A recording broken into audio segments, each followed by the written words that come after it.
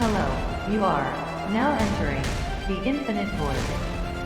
Hang on tight. We cannot save you now.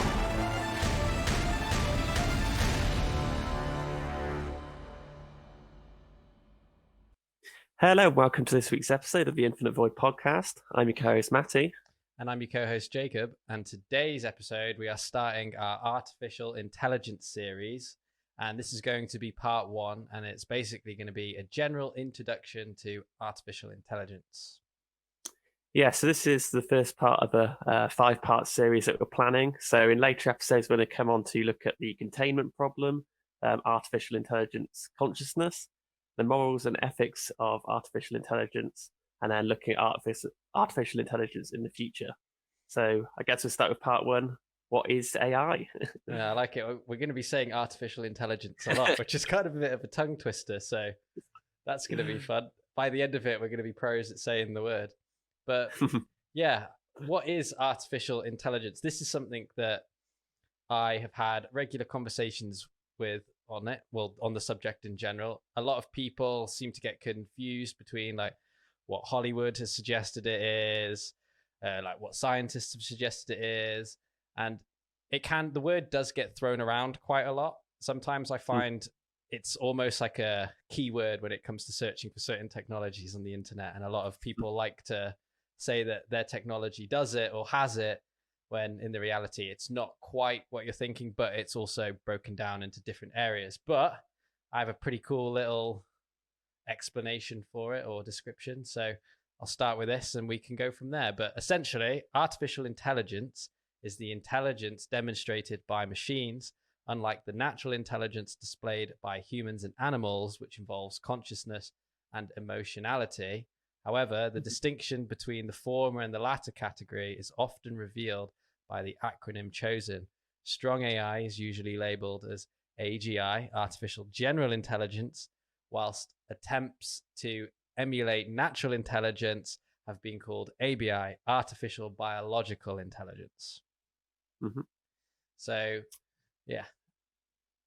Yeah, I think like one of the important distinctions to make as well is just like the difference between AI and just really powerful computing. Yes. I think that's like something that people often confuse, is that something like can process really fast and can solve like really, really like crazy difficult problems. It's AI. Yeah. When it's not. Like if you've written something which does like a bit of code that does a specific thing, even if that specific thing is the most difficult like mathematical equation in the universe, that's still not AI. That's still just like a calculator in a way. So yeah, I think that's a good point to make. And I think in this episode we're going to go on to explain like some of the different things that kind of get associated with AI, like machine learning and neural networks and stuff like that, because that's a very good point that you've made. Like I feel like a lot of people will do that, and it's just simply not the case, as we're going to find out in other episodes too, with consciousness and stuff.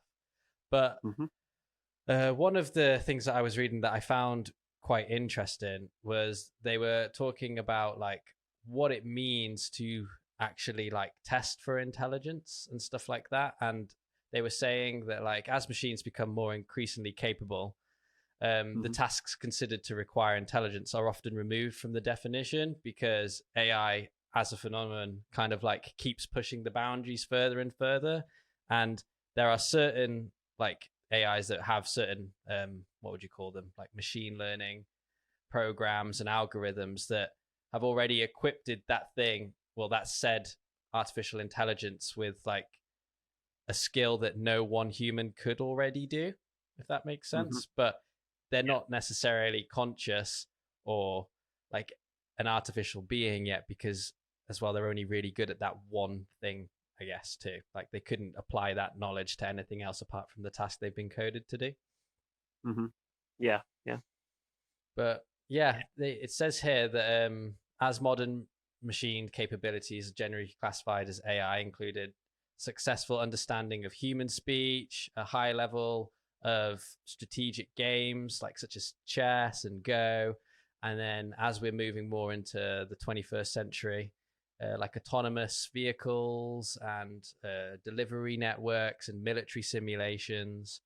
So it's like, as you were saying, it's not necessarily like we're creating kind of like this mind that starts off as a baby and grows into something like a human, but more so we can feed it data and then it can become extremely good at going through that data and kind of noticing things that maybe humans wouldn't notice straight away.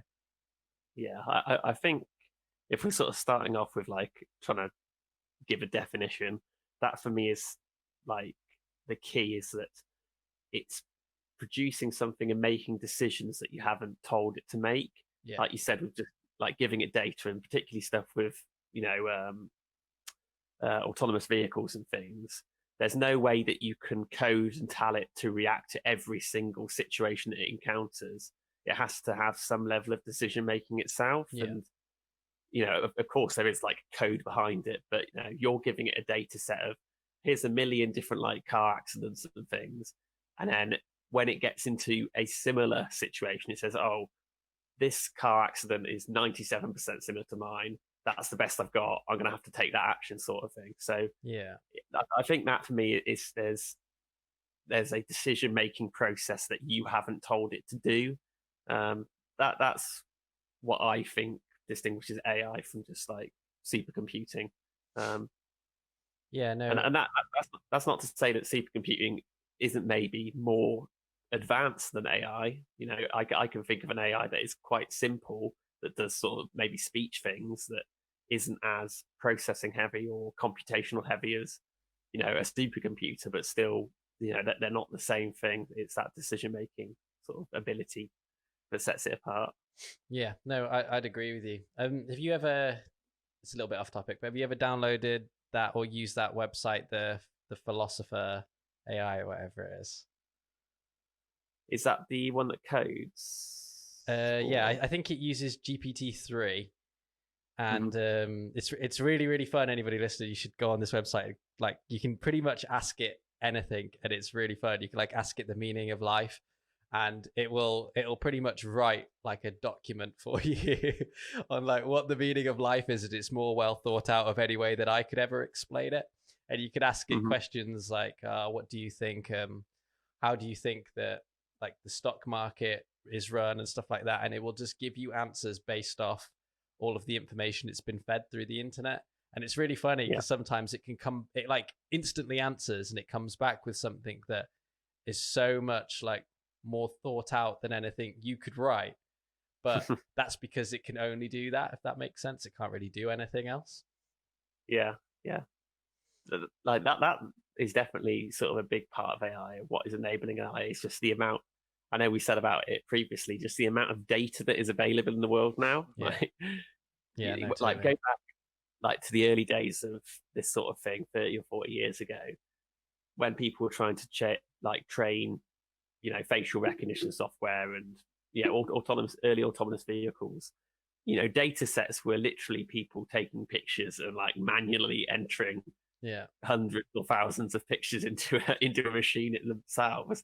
Whereas now, I don't know if this is real but I'm pretty certain of it. When you go on like Google, you get the pop-up says like, where is the car in this, or where is the sign, and that sort of thing. Yeah. Apparently that's Google. There's a reason why they do that, is because they're taking the data of what humans perceive as vehicles and signs, so they can use that data in their own AI in the future. If that's true, that's just blown my mind, because that's insane. I heard that, and it blew my mind at the time as well. And like, again, I'm not certain of it. I don't think there's really much about it, sort of thing. But when you think about it, why would they choose such weird, odd images to test this sort of stuff? Why not just use, like it used to be handwriting. Yeah. Remember, it used to be like the written symbols and stuff. Yeah. And that's when they were training AI to be able to recognize characters and recognize reading and stuff. And now that's really good. They've moved on to recognizing road signs and recognizing shop fronts and stuff, because that's what vehicles use. My God. That's insane. And like the irony of it too, because like the whole point of it is like to check you're not a robot. And if it is doing that, it's like training the robot so it can always get it right. That's insane. But it's million, maybe billions of data sets a day that are being collected of what humans perceive as stuff, so they can train robots to perceive that stuff as well. Yeah, no, totally. I hadn't thought of that. I hadn't thought of that. The way I'd kind of like gone with it was like, for instance, like with Facebook, how it can recommend, it can like tell you who's in the photo before someone's tagging it, or like while someone's tagging it, like, oh, there's Matty in the background, or oh, there's like Jacob in the background, and it's like, oh, I didn't even see them in the club, but like the Facebook AI has noticed me and is suggesting that you should tag me in it, and like, yeah, it's insane, and it goes even further. Like you could even see with like this pandemic in this year, like the ability now to be able to have like facial recognition with a mask on is pretty cool. Yeah. Because like even like 2 years ago for me, when I would use like facial recognition on like my phone, it would be so bad. Like it would just never work. And it'd be the same with like my fingerprint scanner too. Like both of them would just be terrible, and it'd be like incorrect, or you'd be holding your phone and trying to get different lighting and everything.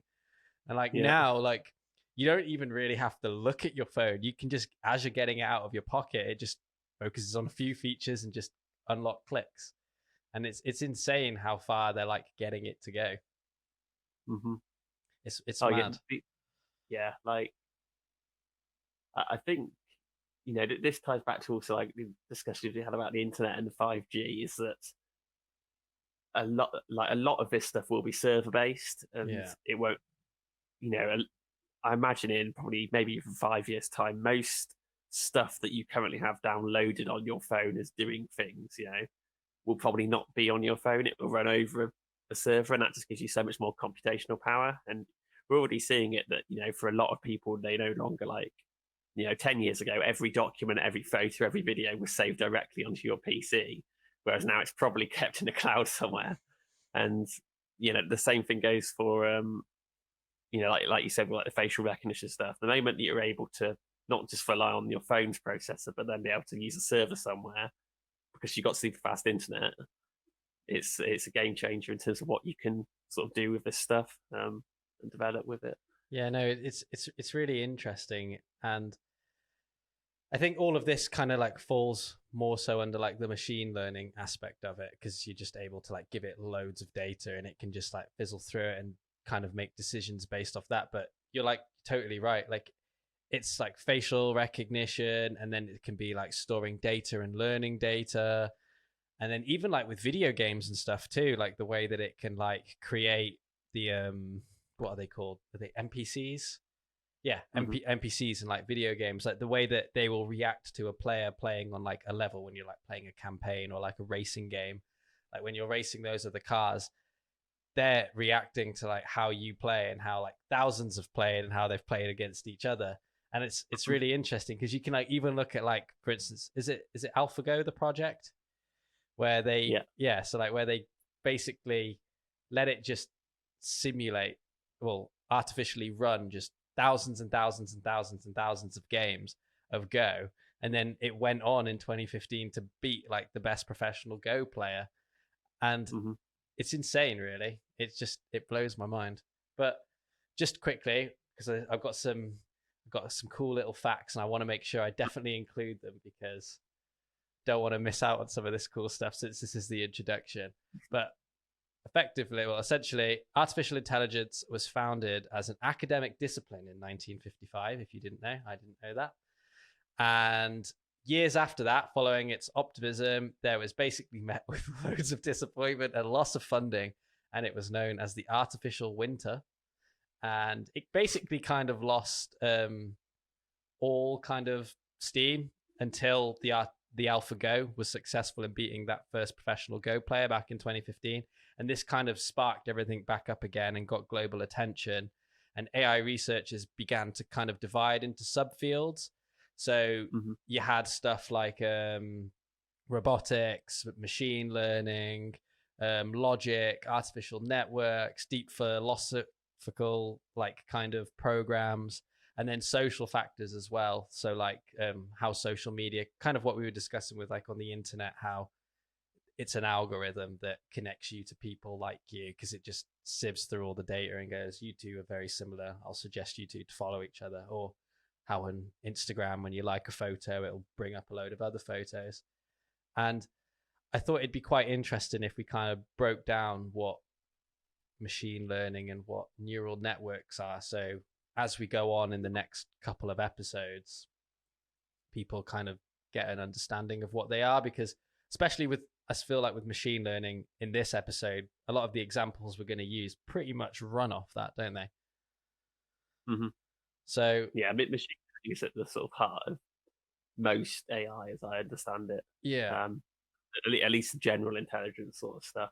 There are obviously newer methods for some of the biological things that you were talking about, but yeah, machine learning is this idea of it making and creating decisions by itself based on things that you haven't told it. So yeah. And what I think's crazy too is like pretty much like we're moving into a time now where like anybody has access to this technology.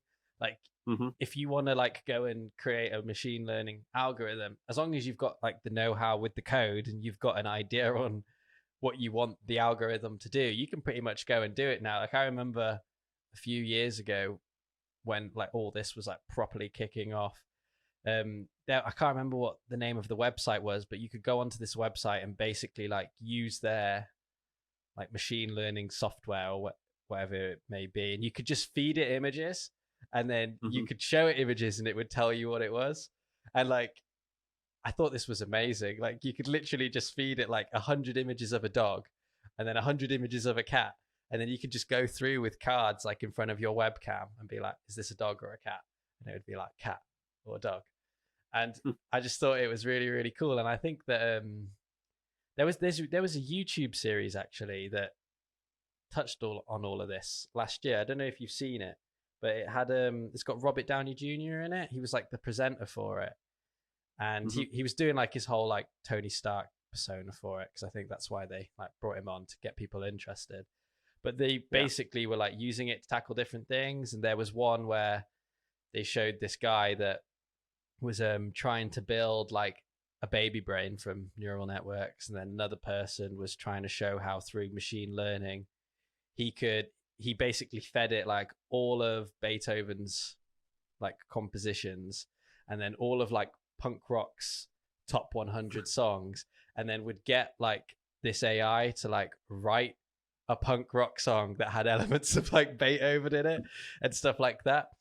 And I think a lot of people, when they like hear this and stuff, they think that like autonomy is going to be a way that a lot of this goes, but actually quite a lot of like creative sectors too, I think, are not going to fall victim to it, but are going to be hit by it, because especially like with art and design and stuff too, and even marketing, like that in a way, like maybe not so much with art, but kind of with art, because you can just feed it loads of really impressive art, say like all of Da Vinci's art or like Van Gogh's art, and then be like recreate something like that, and it can do a pretty good job. Because I think I even saw somebody on Twitter that had written a machine learning program that could turn people's faces into Van Gogh paintings based off your features. And even that was weird. Like it was like their profile picture and then their face would like warp into like Starry Night or something. And it was like really, really interesting. But especially stuff with like marketing and social media and stuff, like it makes more sense to have machine learning programs running those things instead of humans, because they're going to be more like on it, if that makes sense. Like they're going to be staying again like ahead of the curve when it comes to like what's trending, what's kind of like getting the click-through rates at the moment. And you can definitely see this even like with social media. It's kind of like what we touched on a little bit in the internet episode. And when I watched the Lex Fridman, Max Tegmark interview, they were talking about it in there, and they were saying how like it wasn't that any of these companies were like doing it to be like evil, or we're trying to like cause this huge social divide. It was just at the time they learned that to get more like click-throughs and to get more people watching certain things and reacting to content, which in turn made more ad revenue, it usually had to be something that would upset the viewer. It wasn't something positive. So they would kind of push this content, and you could see that. Do you remember like when Facebook switched from having a like system to having like the react system, and it was like, are you angry? Are you loved? Are you sad? Kind of thing. And it kind of just created bubbles without anybody really noticing.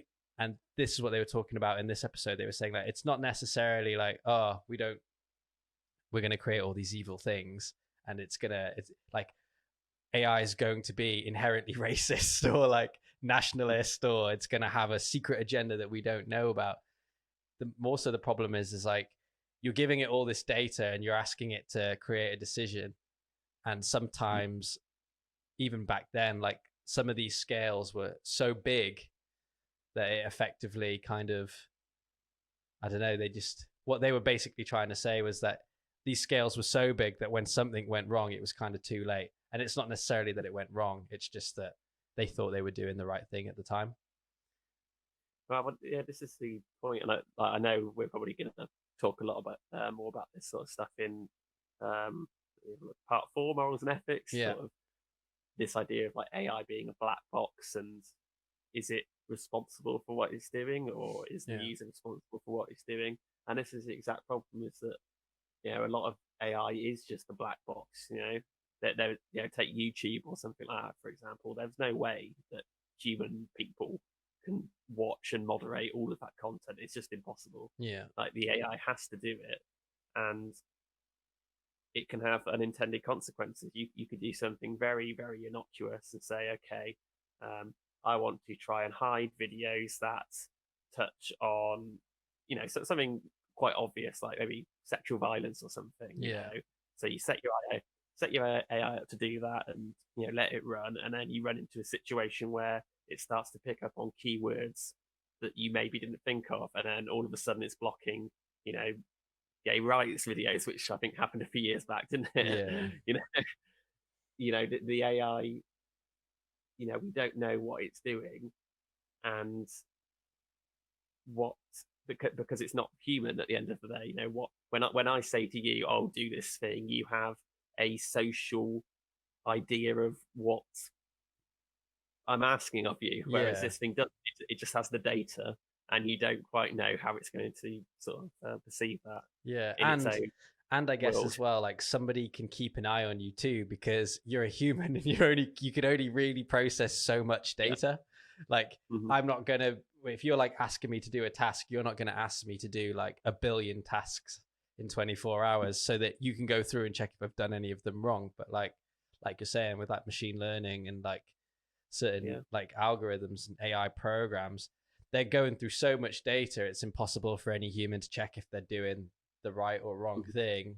And do you really want like AIs running AIs? Like you've got one AI that's monitoring the AIs, and then those AIs are monitoring those AIs. But no, it's interesting. But I'm gonna just quickly give a description of what machine learning is, because I don't know if we've done that yet. But machine learning is the study of computer algorithms that improve automatically through experience. It is seen as part of artificial intelligence. Machine learning algorithms build a model based on sample data known as training data in order to make predictions or decisions without being explicitly programmed to do so.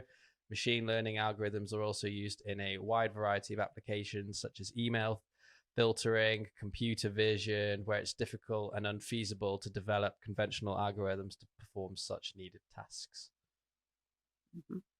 Which I think is I think that's perfectly describes what we just said about how a lot in the modern world, a lot of stuff there's so much data that cannot be processed by people or by conventional stuff, and machine learning is a way that you can take a lot of data now, because we have a lot of data available, and apply it to all future data, and be relatively certain that you're doing some good. I'd agree with you. And I think as well, like what you were saying with like how sometimes we can just like let it go off and start making decisions, and like how like certain keywords can be banned and stuff. I think one of the things that we as humans definitely need to figure out going forward, and I know we're starting to do a much better job with it. I know like Twitter have like hired a lot more people to like review this kind of stuff, but especially with like YouTube and all that kind of stuff, I feel like we need a better system of how we're gonna like manage that data. Not so much the AI aspect of it, but like when the AI is flagging these accounts and stuff, because of like something it's picked up. We need a better way of like being able to go through that and like double check without said account being instantly banned, because although that makes sense for the company, it's a huge problem for like creators, like online creators and like smaller businesses and companies, because if you haven't done anything wrong but that algorithm has said that you have, and it's instantly just like banned your account or something for 14 days, it's a huge nightmare for you to have to like go through all of that like legal battle with back and forth with emails with this company trying to get unbanned, provide proof. And yeah, I think that that's something that we definitely need to work on going forward, even if we have humans that look at said amount of data a day or something like that, instead of just an instant ban. But at the same time, it's always one of those things, isn't it? You go too far one way and it should be an instant ban. You go too far the other way and it shouldn't be an instant ban. But I think the worrying thing is that it's very obvious that AI is sort of increasing in prevalence and intelligence and is going to be used more.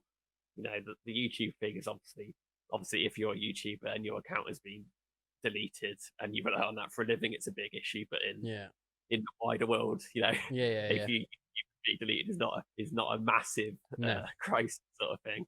But you know, what if we start applying this to maybe medical data and we start screening medical data with it, and then suddenly AI is deciding who gets scans and who gets treatments first and things. No, you're totally right. And even like you can apply it to like this like vaccine, for instance. Like if it's like got that data and it's going through like what age limits should be having it first and stuff like that, and it just makes one wrong decision based off the data it's been given.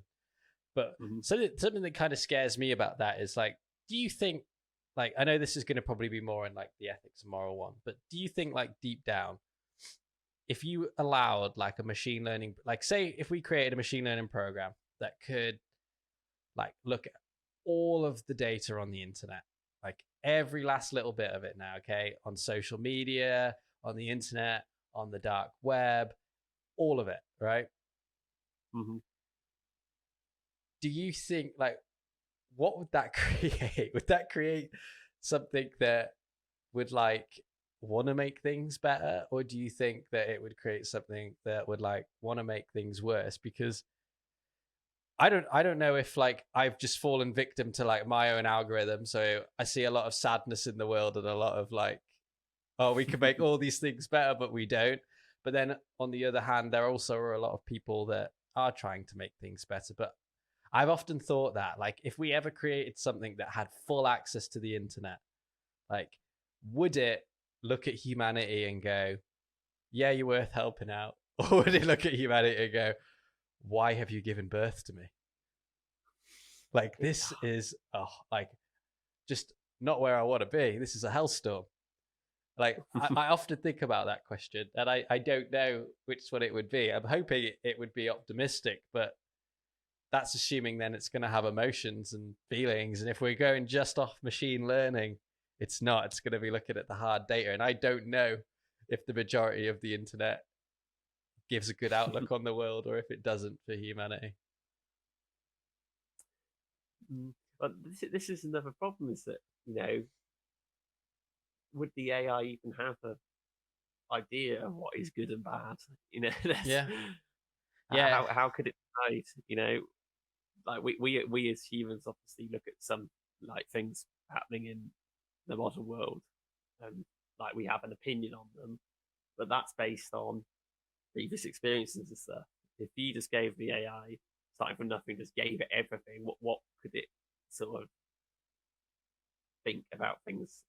And like, this is the point of machine learning: is you give it a training set of data, and that training set of data is fundamental in shaping sort of what the AI is. And there's always stories about how AI sort of discriminates against certain people or certain situations because they've not been included in training data properly. Yeah. And, this is always happening. Is it? It might actually be Max Tegmark's book when he is it Life 3.0 when he talks about that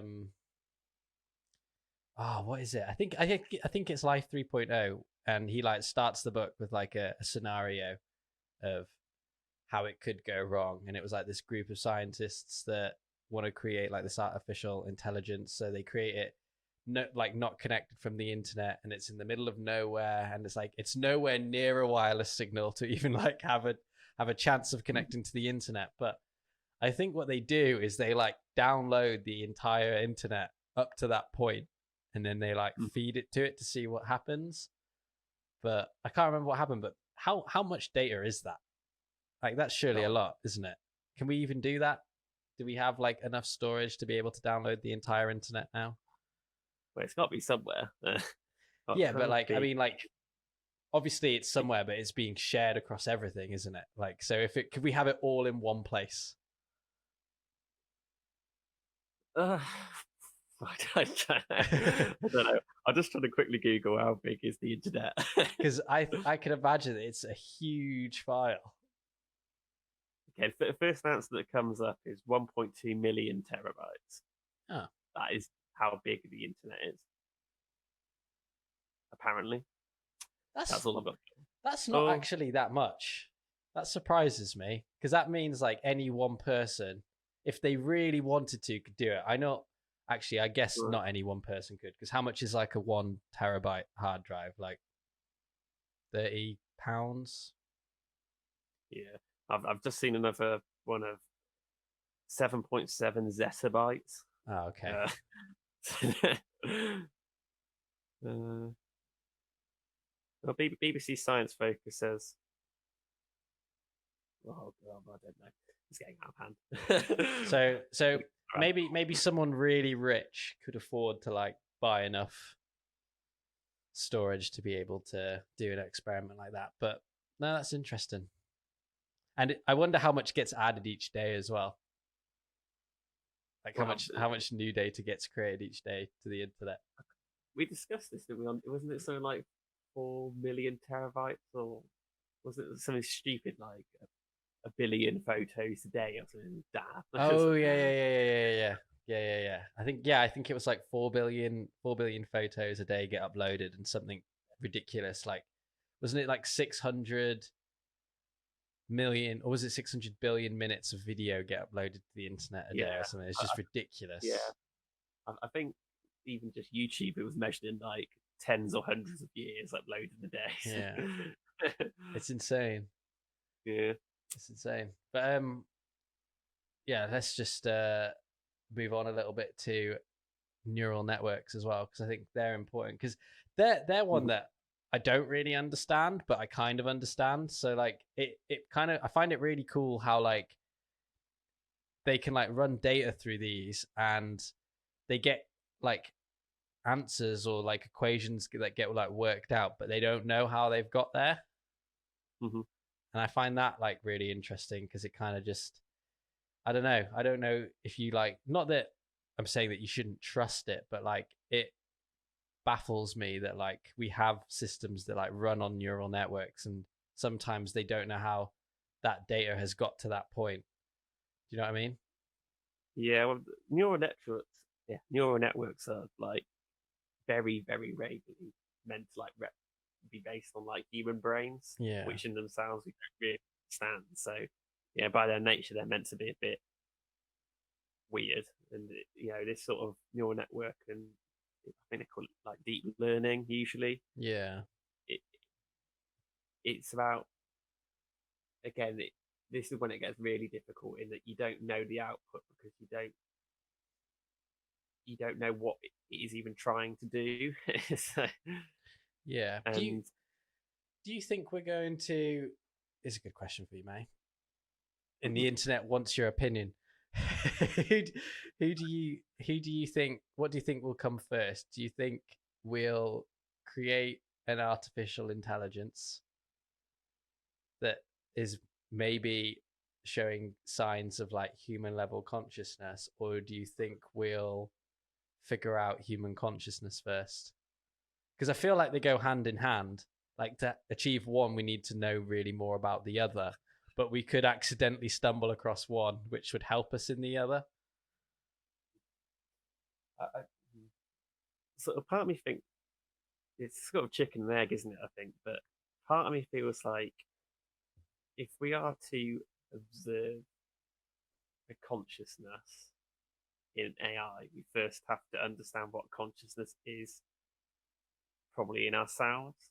Like we don't really have a definition of consciousness or what an explanation of what consciousness is. I can't see how you can superficially say, oh, I've made an AI and it displays emotions, it is conscious, but you can't really be sure that it is conscious unless you know what consciousness is. And like, this is what I said about the really horrible thought of like, what if our phones are conscious? And consciousness is just data processing, and we don't know that it is conscious. Well, yeah, like totally. Like it's like you're saying, like what happens if consciousness is data just aware that it's processing? Like it's just aware of itself processing, because that's a funny idea. Because like, what happens if we go on and we do create like consciousness within like AI and stuff, and then it turns out that like you're saying, like your mobile phone is conscious, or like even the definition of consciousness changes. Do you know what I mean? Like to what level would data processing like still count? Because then like if you really want to get down to it, like a tree is processing data through like photosynthesis and carbon and water. So like, how much is that tree conscious? And then if that tree's conscious, how much of my like, do you know what I mean? You just keep going. Is that lobster that we're going to boil conscious? And this is why I think if we're ever going to properly declare an AI conscious, we need to first know what consciousness is within ourselves. And because like I sometimes think about this, is that at some point, when like humans are growing, at some point we are just a collection of cells and we are not conscious. And then at some later point, we are conscious. Like where does that even begin?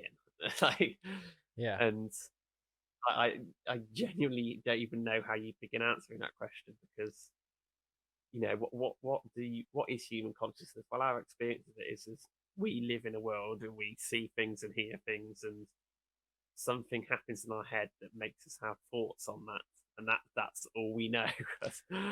Well, and like as well, how much of it is like biological evolution too? Like, am I consciously making that decision that I love ice cream and food, or are my genetics, because they want to multiply, kind of enforcing that idea in me that I need to eat food to stay alive, so that they have the opportunity to do that?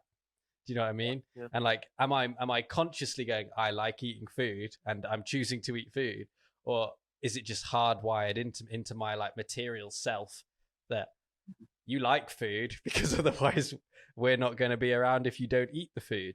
And I think what you're saying is really, really interesting, and I think there can be like a much deeper meaning to it too, because it's even like I don't know, I find the whole like discussion on like the whole idea of like death interesting too, because like is that consciousness being aware of itself and knowing that it's going to go one day, or is that your like cells not wanting to die because they're going to die? And essentially, if you're not in anything, you're not really conscious, are you? Or are you? I don't know. This is one of those things. Is it like every single day millions of your cells die? Yeah. Like, so no one of your cells is like, when your cells die, you don't lose bits of consciousness. Exactly. You don't lose any of yourself. Yeah. So like, it doesn't look like consciousness is contained within individual cells. So what is it? Yeah. Well, it's like that famous quote, isn't it? Your brain is the only organ to name itself. Yeah. But then you get into issues of, okay, what if we perfectly simulated a human brain in computing? Yeah. Would that be by definition consciousness? If you get a computer and you give it just a few sensors like we have, you give it some cameras and some touch sensors and things, and you get it to make decisions based on those. Well, you've then got a human brain with human-like sensors producing outputs. That surely has to be conscious, doesn't it? Yeah, no. Yeah. I don't know. No, yeah. But I think we'll save this for episode 3. Yeah. Yeah, no, I've got some wild questions for that one as well. I want to ask if like AI is ever going to be able to dream and all this kind of stuff. So that one's gonna be deep. But Yeah, I think it's interesting, and I think from what I was seeing, like general intelligence is kind of like the field's long term goal, isn't it? They kind of want it to be able to like apply itself to loads of different areas, not just like be specialized at one area. So like Well, that would philosophy, be psychology, math, linguistics, and that kind of stuff. that would be the ultimate aim. Like, already we're like developing, artificial intelligence that can, drive cars and things. Okay, well, you want to try and expand that a bit so it can drive cars in more areas. So to begin with, they were just allowed on like highways, and you keep building it up, keep developing it so it can drive anywhere. You know, the ultimate aim is that you just have presumably one AI that knows everything, Yeah, which is a bit scary in itself. And that you think it is odd because then you're trusting the same computer that to drive your car as you do to do your brain surgery or to make you music. yeah. And well, yeah, it's like you're saying, if you have one that can do everything, what's the point in having loads that are good at one thing? It's gonna seem more cost effective for whoever implements this as well, unfortunately, because that's kind of like it seems like the world that we live in. No one's gonna do it for like the ethical reasons. You hope that they would, but I can imagine when this gets implemented, people are going to be trying to save money too. I can imagine it's cheaper to have one that can do everything than loads that do different things. But I don't know. I might be wrong. But even if they, I think most likely there will be lots of companies and countries developing AIs that do specific things, but surely they would converge eventually. Perhaps, if you've got two companies, one that has an AI that does one thing, one that has an AI that does another thing, if ever they come into contact, surely the first one, if it's clever enough, can just copy the second one, can't it? Yeah. No, you're right. You're right. I wonder how many years off we are from an artificial intelligence winning a Nobel Prize. And I wonder if we'd allow that, or if the person that made that artificial intelligence gets the Nobel Prize. There's a really interesting story recently.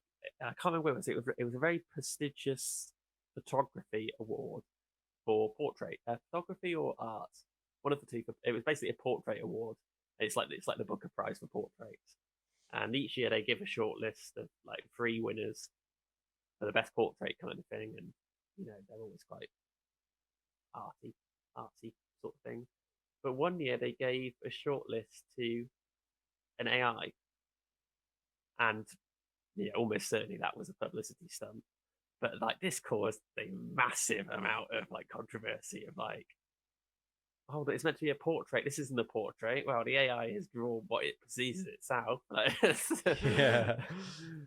and, I think the year after they did actually change the rules so that it had to be drawn by a human kind of thing. But it was obviously a publicity stunt of Yeah, like, oh, an AI has drawn a portrait kind of thing. But it was like really interesting to see just like how people perceive that, whether people perceive an AI as, and this is another thing that I want to discuss probably in the morals one of like, can an AI be a person and can an AI have the same rights and yeah, responsibilities of the person? yeah. And yeah, no, I'd agree with you, and I'm interested to talk about that as well, because I think if we're gonna try and obtain the goal of having a computer that is as conscious as a human, is it then fair for us to like limit its rights and its say in the world? Because imagine being that AI. That wouldn't be great if you were that AI and you just brought into existence and then told that nothing that you do can count towards anything because only us humans like giving each other prizes. This is that remember the Black Mirror episode where the lady uploads a version of herself to be like a personal assistant? Yeah. Like presumably this would be like one of the end goals of AI, that you have a perfect replica of yourself, somebody that understands you fully, like controlling aspects of your life. And it's even maybe more so than like humans can experience a torture that is just unimaginable, like creating something that is so much faster and so much quicker at thinking than humans are, and limiting it to an existence of turning on your toaster in the morning. Yeah.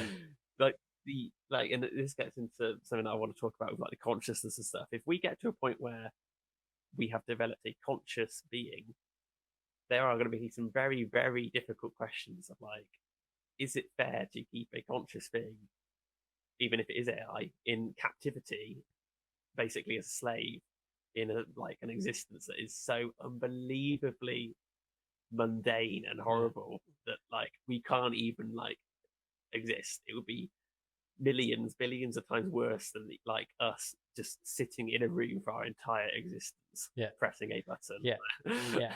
And anyone that disagrees with that, imagine it's like you're in your office job and you know you can get all your work done in a couple of hours, but if you tell your boss that, you're gonna be put on part-time, or you're gonna be fired, so you have to make one day's work last your entire week.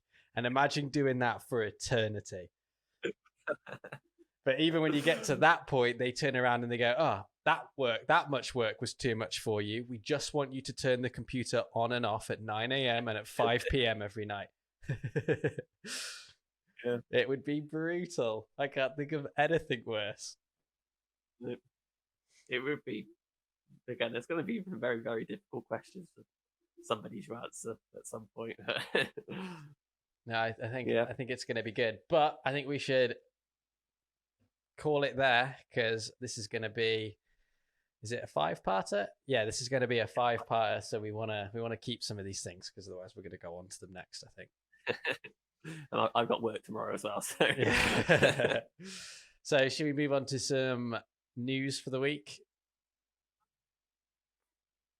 Do you want to kick off with one? Yeah. So I don't know if you saw this. I saw this literally an hour before we started recording, so I thought it'd be a good one. But SpaceX have acquired 2 former oil rigs to act as floating Starship spaceports. Mm-hmm. And it looks pretty cool. They've named them Phobos and Deimos, which is pretty cool because they're the moons of Mars. Yeah. But it looks interesting. It's just SpaceX have obviously been hinting for some time now that they wanted the future of launches to be like floating sites. And it looks like they're going to go ahead with it now, because obviously with the super heavy lift, it's going to be a really big like blast and noise kind of thing. So they don't want it near anything or any populated areas. So it kind of makes sense to put them out at sea. Yeah, this seems pretty great, to be honest. There's obviously the environmental things that we were discussing last episode about how you don't want to be launching over people, and that sort of like limits where you can launch and stuff. So if you're able to put an oil rig anywhere and do that, also recovery. If you've not got to get a rocket all the way back to Boca Chica, if you can sort of pick it up in the sea and just crane it off the what's their bit barges called that the rockets land on. I can't remember what it's called. Got funny names. One of them's Something I Love You, isn't it? Yeah, that's the one. If you could capture it on that and then just float it over to do a real crane it up and do the sort of regular processing of it on an oil rig and then launch it from there again, that's like a lot of logistics sort of solved. So I'd be interested in seeing, actually, because a lot of their like Falcon 9 rockets and stuff have landed on those kind of like floating landing sites, haven't they? So I'd be interested in seeing if actually they've got like better data at getting it to land on something in the sea that's floating or moving than they do on land. And that's partly one of the reasons why they've done it too. Because it seems like all of their previous landings have kind of been like that. So I guess it would also make sense for all their future ones to be like that. Mm-hmm. Looking at it, they talk about how they want to use these like launch facilities to like alleviate congestion. So I think they're sort of thinking also this is perhaps a cheap way to get more launch capacity without having to build like a conventional spaceports like they do at like Boca Chica. He's working towards that 1,000 launches that we mentioned a couple of months ago or a couple of weeks ago in the space news. It's going to blow my mind. Speaking of that, my bit of news was what's a bit of news now? I think it was today actually. If I just get the article up, SpaceX have surpassed, yeah, 20th, yeah, 20th. So on 20th today, as we record this, SpaceX have launched their 1,000th Starlink satellite. So they now have over 1,000 satellites in orbit. Not all functional yet; some of them have still got to come online. But 1,015 Starlink satellites, dating back to those first two sort of prototypes that they launched. So yeah, That's awesome. all going well for them. Yeah, no, that's awesome. That's awesome. They didn't they hit something else today, didn't they? They put, was it a 900th Starlink satellite? Yeah. Sorry, I've just read further down. So they've launched 1,015 of them, Yeah. and there's now 951 in orbit. Yeah.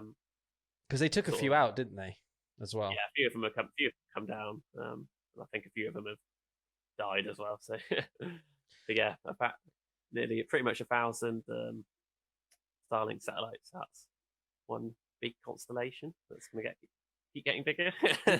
Did they ever paint them? Because I remember he said they were going to paint them, didn't they, or like make them black? But I don't know. I don't think they ever did.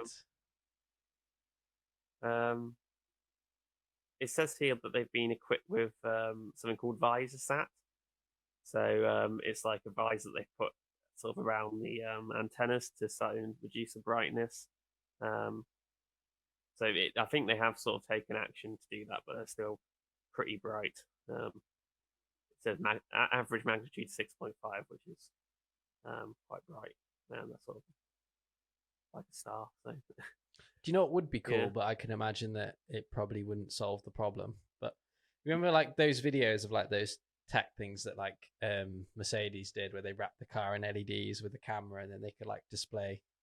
Oh yeah. Yeah, it'd be cool if they did something like that, where they like the side that's facing the Earth was like covered in LEDs, and then they had a camera on the other side facing out into space, and then it would just project whatever it was moving in front of. But I can't imagine that would solve the problem, because they're probably moving really quick too, and it would still probably create the lines. But that would be, and it'd probably be really expensive. But I can imagine like in the future, maybe something like that might be more cost effective. Maybe, but yeah, they do seem to be trying to make them better, but not that much success. I don't think so far. It's mad. We've gone from like putting barely anything up to like so much stuff up in a few years. It seems like, obviously we've always had like rocket launches and stuff and there's a lot of satellites in space. It just seems like within the last year we've really ramped it up. Yeah, and I think that's why they're also looking at these oil rigs to try and just get as much stuff into space as possible, as quickly as possible. Yeah, whilst they can, before there becomes any new laws or regulations. But so my next bit of news is kind of off topic from anything to do with space, really. I just thought it was cool. I saw it on the internet and I thought, hey, that'd be a cool little thing to include. But it's the world's oldest known starfish. So they've discovered basically this fossil of a starfish that they unearthed in Mexico, and it dates back to 480 million years ago. And it apparently is the missing link between the modern day crinoids and their ancestors. And they don't really have much more than that apart from a photo, and it's being studied at the University of Cambridge. But that's old, right? Yeah, that's very old. That's before when there was the Jurassic period with like the big dinosaurs was 60 million years, 70 million years ago. So very old. It's like, yeah. Is there anything we can do with like fossils apart from like computer simulate what the animal might have looked like or anything like that? Is like any of its DNA kind of like stored in that rock, or is it pretty much too old and too wasted to? You're not planning to bring them back, are you? That never ends well. Aren't we really close to bringing the mammoth back? Yeah, I keep thinking. I think it's one of those news stories that sort of comes around every 6 months. So okay. Mammoth saber-tooth tigers and things. But yeah, apparently I did see, last I heard was we had some sort of like DNA from it, and there was a chance. Oh, in fact, Yeah. didn't they? Haven't they like found? Haven't they like? Didn't they find like a frozen something up in? Where was this now? Was it in Mongolia? Like a frozen boar or something, and it was like It wasn't it like really, really, really old, but it was like perfectly preserved in ice. Yeah. I think it was it a boar? Something along those lines. Yeah. That kind of stuff It's, really scares me, man. Stuff. Well, I like it. I love it. No, I love it, but it scares me that like somebody's going to do something with it. Because like, don't they say like there's loads of diseases and stuff in like the permafrost, and it's gonna. Yeah, there's parts of Norway that you can't like dig in the permafrost because there's like smallpox encapsulated in it. I can imagine there's some pretty hardcore, horrible stuff as well from back in the day. Mm-hmm. That wouldn't do well on humanity, especially if we can't hack coronavirus. Yeah. I did actually have one more bit of space news, which was on Virgin Orbit. Yes. They launched their first satellite to orbit this week. So this is separate from Virgin Galactic, which is like the passenger thing. This is also plane based, so it uses I think it was an old Virgin Atlantic 747. Yeah. And then like mounted under one of its wings is like a rocket that launches off the plane mid-flight. Isn't it called Cosmic Girl or something? Yeah. But yeah, they launched their first satellite into orbit this year. So this week, sorry. Which is good. And again, this is potentially for definitely like smaller satellites like CubeSats and things. Not your massive space telescopes, but for commercial sort of small satellites, this is really quite interesting because if you can get something already 30,000 feet in the air, that's quite a lot of fuel you're saving at the very least. So. I can imagine it'll be good as well for like the UK Space Agency, whilst we're like getting that Cornwall spaceport set up and that one up in where is it? Is it the Shetland Islands? Yeah, it's heavily somewhere. Yeah. But like, I can imagine that's quite good too, because I did see that the UK Space Agency were talking about it and saying how it's going to help them for the next couple of years too, if they use that kind of system whilst we're building our own little space program. And I think it's good. And it's like you're saying as well, like if you don't need to launch in a direction either, that's got to help too. And with pollution and everything, you don't have to waste as much fuel getting it up there to get it out into orbit. So I'm all for it if it works. There was a time where like it had failed a couple of times, hadn't it? And everyone was getting a little bit worried whether or not they could do it. But the video seemed really cool. It just looks like they're launching a giant missile off a plane, doesn't it? I've just seen the stats on it in this like graphic, and I said like it's good for like small satellites. I didn't realize how big it was. It can typical payload of 300 to 500 kilograms. Can go up to an orbital altitude of 500 to 1,200 kilometers, so not geostationary or anything, but a decent orbit. And then the typical mass of this rocket that this plane carries is 25,800 kilograms. Oh my god! How does the plane take off? 26 tons of weight. Have they like modified the plane's engine as well? Then surely, or is it just can it just carry they must that? Have modified the whip, or like, it's pretty hefty. Yeah, that's I guess planes like it's 747, so I think it usually carries 40, 50 tons. So like it's within its weight, but it's a lot of weight to have on one side. That's mad. That's mad. Yeah. Yeah, it looked awesome when they launched it. It did look like a massive cruise missile. Yeah. No, it looked cool as well because it kind of like dropped a little bit, doesn't it? And then it kind of like went back up. Yeah. But no, it's interesting. The only other bit of news that I've got, I guess, because we're recording today, I'm not gonna use that other bit because I'm gonna save it for next week on the document that we've got. But the only other cool bit of news, I guess, is it's inauguration day today for anyone that's watching around the world. So that's nice if you're either American or you're not American. So good luck to Kamala Harris and Joe Biden. And may the next 4 years be much better than the last 4 years. Hopefully. Mm. Things will be up. Yeah. Okay, But go on. sorry, no, carry on. No, is that it? I don't really have much else to say because I want to kind of keep the rest now for next week, if you're kind of the same. So if you have any cool things you want to let us know about, any episodes that you listen to, or any research you want to suggest, or any future topics, we're kind of going to be stuck on AI for a little bit now, or for at least the next 5 weeks. But anything after that, you can hit us up on social medias at the Infinite Void Pod, and that's Twitter and Instagram. Make sure you go and give us a follow. Be super nice. We might even follow you back. And if you want to drop us an email, it's at theinfinitevoidpodcast@gmail.com. If you want to come on and be a guest, or you have something more lengthy you want to tell us. And then you can hit me up on Twitter and Instagram at Jacob E. Carson, and you can hit Matty up at the Matty JMP. I got it right. And yeah, we will catch you in the Infinite Void next week. Hey everyone, we wanted to take a moment to tell you about our brand new Patreon page. Yeah, so we've devised a load of new goodies that are neatly packaged across 3 different tiers for you. Tiers start at £3 and go all the way up to £10 a month. Just to say, the Patreon is in no way an obligation, and we're going to continue making the podcast as it is, freely available across all the platforms. But if you'd like to support us and show your support, you can now. So yeah, head over to patreon.com/Infinite Void Pod for more information.